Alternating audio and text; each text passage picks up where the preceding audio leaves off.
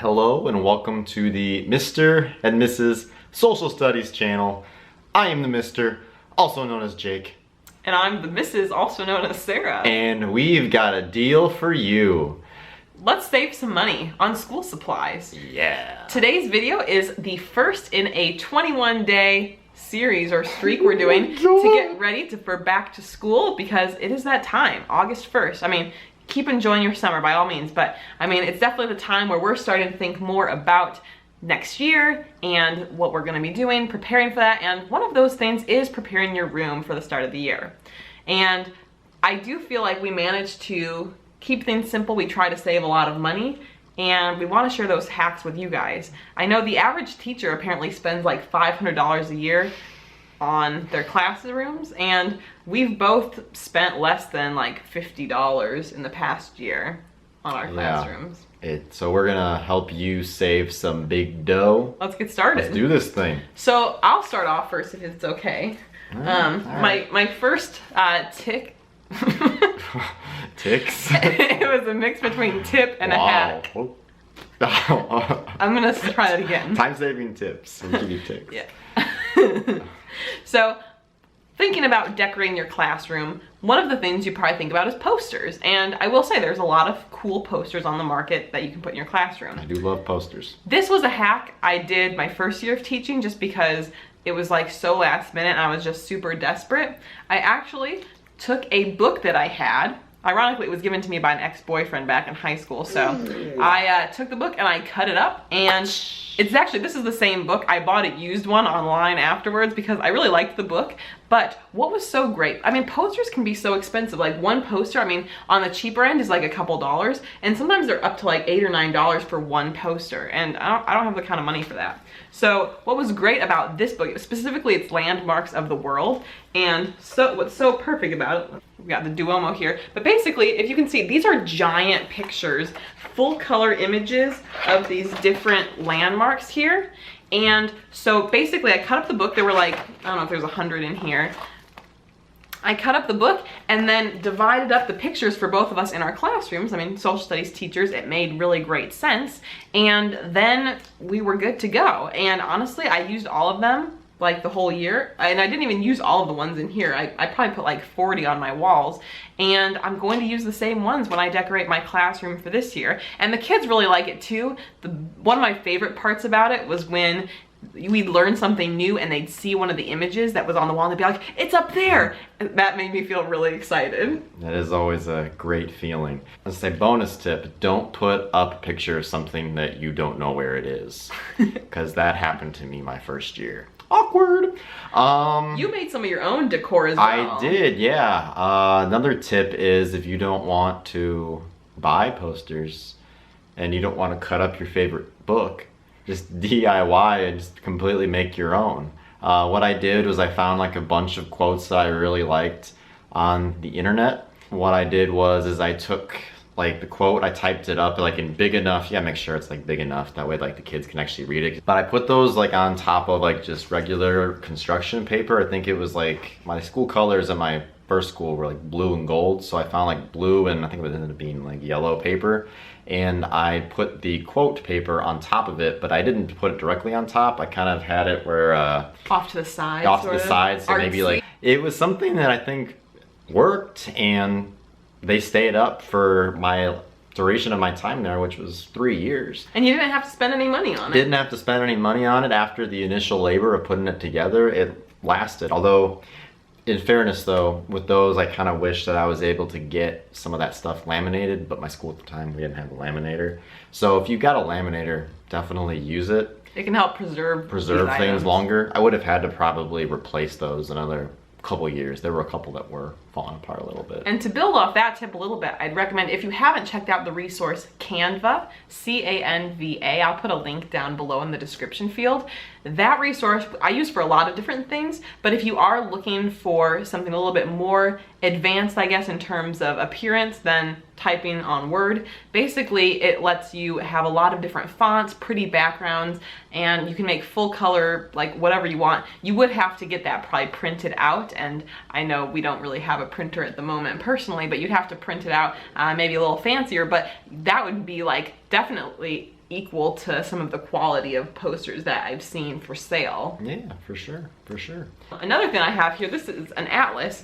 This is actually, it's been a little beat up, but I bought it at a garage sale like many years ago, I think for 50 cents. And I've actually used it for various like crafty type things, because it's full of maps. And so I've actually used it before. I mean, especially maybe if you've got younger students, there might be different like artsy things that you see. I'm not very good at the artsy stuff, so I'm probably sounding like very not knowing what I'm doing. Non-artsy, but I've back like in my college days, I would take these and like you could put people's names on it for like a name tag, or there's been a lot of uses where I've used these old maps that I cut up all from this book. It's still continued to be helpful. And making a bulletin board or something, like that's the thing, a lot of these type of books you can get used online, you can get for really cheap at like a garage sale or something. A lot of times people have these kind of books, and so that's just a really nice way to have more there.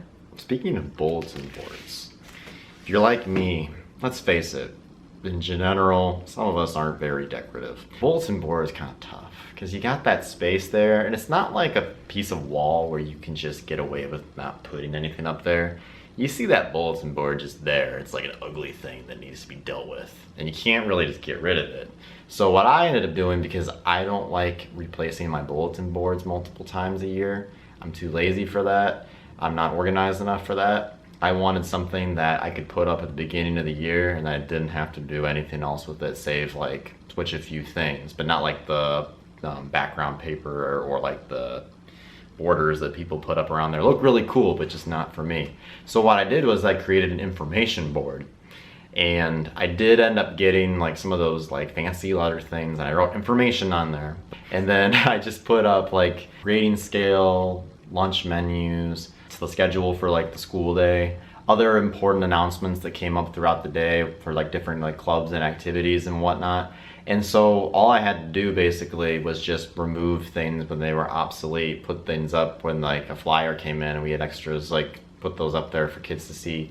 But I didn't have to change like the borders or like the paper on the bulletin board or any of that stuff. You saying all this makes me think maybe we should actually do a whole video on very minimalist, low effort bulletin board ideas for the classroom, because I've got a few others, but I don't think the main focus of today is about trying to save money. So this is a very generic principle, but I think has to do with kind of the concept of classroom minimalism. We are big fans of minimalism, and I actually like my main channel, Abundantly Minimal. That's where I do more with talking about minimalism and simplifying your life. But regardless, in the classroom too, I think sometimes less is more. Even though it's really fun to go all out on decorations, especially maybe if you've got like a theme going or you just have some new stuff that you're really excited about, bare space on the walls is okay. You don't have to have every single part of your classroom completely covered with stuff. You don't need to have stuff in every nook and cranny. Sometimes it might just be more calming of an environment to have a little bit less stuff out. I mean, trying to keep your desk space open and not have it, I mean, I've got some knickknacks on my desk and I'm not the most organized person, but trying to keep that space open. If you've got shelves, keeping them open on the top. Things come in, there's plenty of clutter that we deal with as teachers, paper clutter, other related things. But if we can try to keep things really simple and don't put pressure on yourself to fill up every nook and cranny, I think that's a great way, obvious way, because you're just not buying as much, but that's a great way to save money on decorating. And keep your peace of mind and sanity. Yes. Because, yeah, there's plenty of crap that comes into your room as a teacher. We all know that. Another tip for not having to spend a lot of money is the end of the year, believe it or not, is the best time to get school supplies. I'm not talking like from stores. They're doing all the deals now. But I'm talking about kids, if you haven't noticed, they're kind of wasteful sometimes. I mean, there are some who will keep everything, and then there are a lot who will literally just toss everything out of their lockers at the end of the year. So this is more applicable to like, I think junior high, even maybe high school kids. But what we would do at my former school is at the end of the year locker clean out, we would go ahead and we would get a bin together, and anything that kids didn't want anymore, they would just throw into the bin. So, I mean, I got an overabundance of notebooks, folders, art supplies, calculators, even some nice calculators that kids didn't want anymore. Wow. A couple headphones that ended up in there. So kids just tossing everything. So it's a great way to restock on your supplies. And after like teaching for even just a couple of years, by the time my third year came in this past year, I didn't really have to go ahead and collect as much because like I had so much in excess. And then it's really nice too because we all have the kids who may need some extra supplies down the year. You know how that works out. So or even at the beginning. Of the year too, for some students who may not have as much access to resources as others. So it's a great way to supply those supplies then that you didn't have to pay for yourself and then didn't end up going to waste. Yeah, it's like a full circle thing. I can definitely attest to that. My school also, we do a donation collection at the end of the year. And I mean, it's really amazing how many supplies, because I mean, different students use different resources. There's a generic supply list and there's always things that may not get used. And so doing that just helps so much, especially when there are those students who don't have access to some of those important supplies, even if things as simple as pencil or notebooks or things like that. This can be a great way to sort of kind of close the gap and maybe take a little pressure off that student knowing that you've got the extras there for them. So another tip, this is just kind of to help you use materials and take advantage of materials that you already have access to that you don't have to buy new ones of. As you move schools or move classrooms, you might notice that there's just like a lot of clutter that sticks around in a classroom. And I know myself, like there were several boxes of things that were sitting in my room, even like a big closet, and it was over like after 2 years of teaching, I still hadn't even looked at any of that stuff. Now it's not fun and it takes a lot of time to kind of look at these things, but you may be surprised by what's actually in there. I found there were some helpful resources. Most of it was not super helpful to me, but there were some good resources there and things that I could use around my classroom, and that just makes it really easy to be able to do that. I think along the same lines too, since I think we'll be wrapping this video up pretty shortly, buying used when you can is a great way to save money. So I've been surprised by at garage sales or even at like Goodwill or other thrift stores, how much stuff you can find that actually could be really helpful for your classroom. There's a lot of little knick-knack kind of things that you could use, but also just some organizational materials there, as well as other supplies, furniture, that kind of stuff. It can be a much cheaper option than buying it brand new if it's, you know, still in good condition. Yeah, kind of going along with that too, it just came to my head. You can also kind of work with other teachers to sort of repurpose things that maybe you are no longer using. I remember that another teacher, she had like the, not National Geographic magazines, but like one of those like social studies for, I think it's like social studies for kids. And like there were some maps that like were coming in like each of those types of magazines, and they didn't have to do with her subject of geography, they more so applied to my subject, which was like ancient civilizations. She wasn't going to use those, she gave those to me. I got some, that was at the time when I was kind of updating my posters, I got some really nice posters from those magazines that I wouldn't have had otherwise, and she probably wasn't going to use otherwise. And I think I had lent or given like a poster to somebody else that I wasn't going to use. So it was kind of just this idea of, you know, making the most of what you have, something that you may not use, somebody else in your school may find very valuable. So, and it's ended up saving, you know, me in that case money, also time looking for that stuff. And finally, my very last tip that I have, try to get the students involved in the creation of different decorations. Obviously, we all know that showcasing student work is a great way to help students feel empowered about their learning, but it can also really be helpful in terms of, you know, making your space more eye-catching and really getting the students excited about what they're doing in the classroom. For me, my favorite thing I did in my last classroom, and depending on my space in my new classroom, I might try to do again, I actually had a large map of the United States. We had that butcher block paper, and I actually had some of my students help me trace out a map of the United States, pretty large, on these pieces of paper, and we put it up. It took up a whole wall, pretty much. Not quite, but a large bit of the wall. And then gave it as an extra credit opportunity, but you don't have to do that. Basically, when students traveled to different states, they could bring in a photo and we put it up, and it became this really wonderful collage. I would encourage you though, when you're doing this, maybe have a separate map of your own state that's a little bit larger, because we're in Illinois and basically all around Illinois it was completely full, and then certain further, as you went further away, there weren't as many pictures.